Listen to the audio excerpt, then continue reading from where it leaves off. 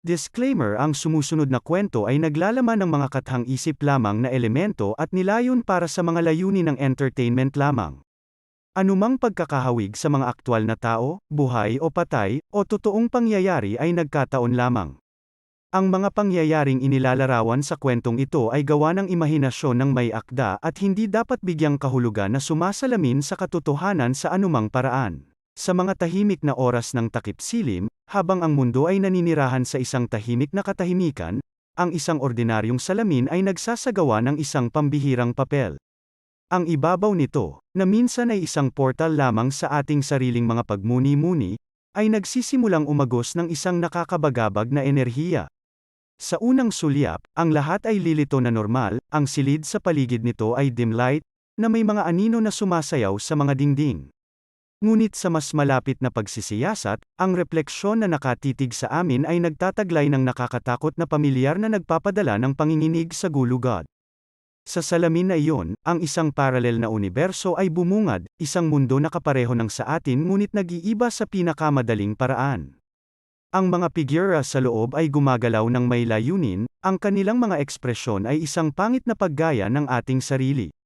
Sila ay tayo, ngunit hindi tayo lubos. Ang kanilang mga mata ay kumikinang sa masamang determinasyon, at ang kanilang mga kilos ay kalkulado at tumpak. Sa salamin na iyon, ang isang paralel na universo ay bumungad, isang mundo na kapareho ng sa atin ngunit nag-iiba sa pinakamadaling paraan. Ang mga figura sa loob ay gumagalaw ng may layunin, ang kanilang mga ekspresyon ay isang pangit na paggaya ng ating sarili. Sila ay tayo, ngunit hindi tayo lubos. Ang kanilang mga mata ay kumikinang sa masamang determinasyon, at ang kanilang mga kilos ay kalkulado at tumpak.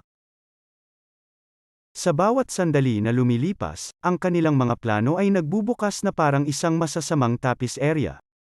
Pinag-aaralan nila ang bawat kilos natin, sinasalo ang ating mga gawi, relasyon, at kahinaan. Ang kanilang mga tingin ay nananatili sa ating mga mahal sa buhay, ang kanilang mga intensyon ay nakatago sa likod ng isang pakitang tao ng pagiging pamilyar. Naghahanda silang mag-aklas, agawin ang ating buhay, at palitan tayo sa mundong ito. Ngunit habang ipinapakita ng salamin ang kanilang mga kasuklam-suklam na disenyo, nag-aalok din ito ng kislap ng pag-asa. Sapagkat nasa kaibuturan nito ang susi upang malutas ang kanilang pekana at hadlangan ang kanilang mga ambisyon bago ito matupad. Taglay ang determinasyon na nag-aalab sa ating mga puso, nagpasya tayong harapin ang ating mga nakasalamin na katapat at manindigang matatag na laban sa sumasalakay na kadiliman. At sa gayon, sa pagsikat ng bukang liwayway at muling paggising ng mundo, pinagtitibay natin ang ating sarili para sa labanang naghihintay. Taglay ang lakas ng loob at pananalig, humayo tayo para harapin ang ating mga nakasalamin na mga kalaban, determinadong ingatan ang ating katotohanan mula sa kanilang masasamang pagkakahawak. Sapagkat sa refleksyon na tumititig sa atin ay hindi lamang banta kundi isang patunay ng lakas ng espiritu ng tao sa harap ng kadiliman. Habang ang araw ay umaakyat sa kalangitan, na naglalagay ng mga ginintoang sinag nito sa mundo, sinisimulan natin ang ating pagsisikap na harapin ang refleksyon sa salamin.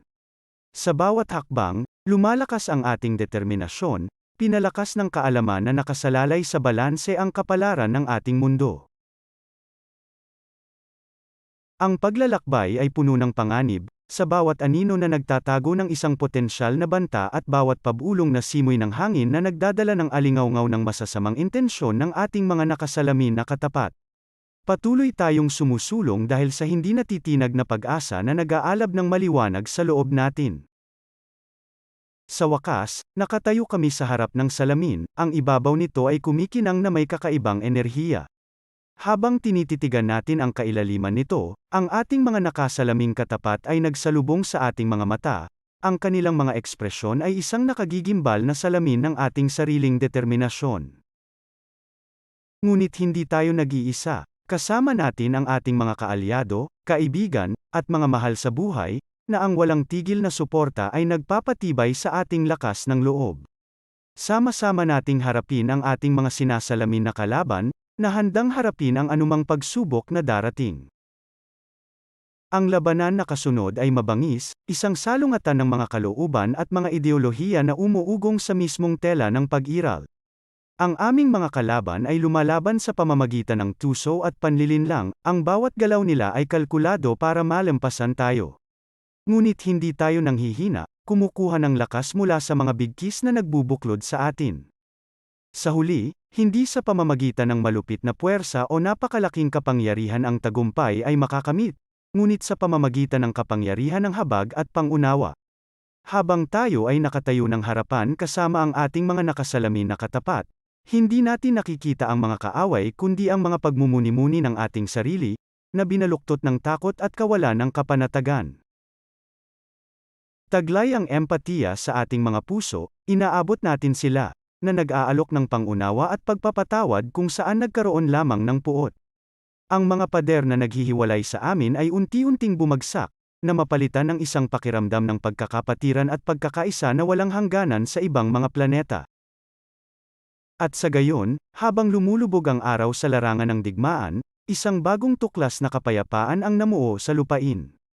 Ang ating mga nakasalamin na katapat, na dating naglalayong sakupin ang ating buhay, ngayon ay nakatayo sa tabi natin bilang mga kaalyado, ang kanilang mga puso ay puno ng pag-asa para sa isang mas maliwanag na hinaharap.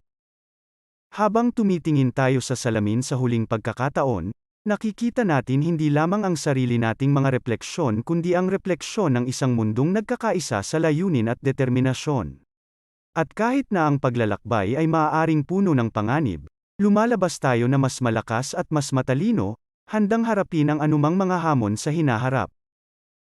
Sa bandang huli, hindi ang kadiliman sa loob natin ang tumutukoy sa ating kapalaran, kundi ang liwanag na sumisikat mula sa kaibuturan ng ating mga kaluluwa, na nagbibigay liwanag sa landas patungo sa mas magandang bukas.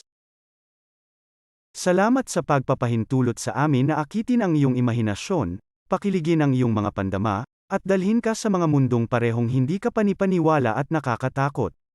Ang iyong feedback, komento, at pakikipag-ugnayan ay nagbibigay inspirasyon sa amin na patuloy na itulak ang mga hangganan ng pagkukwento at upang lumikha ng nilalaman na sumasalamin sa iyo sa malalim at visceral na antas.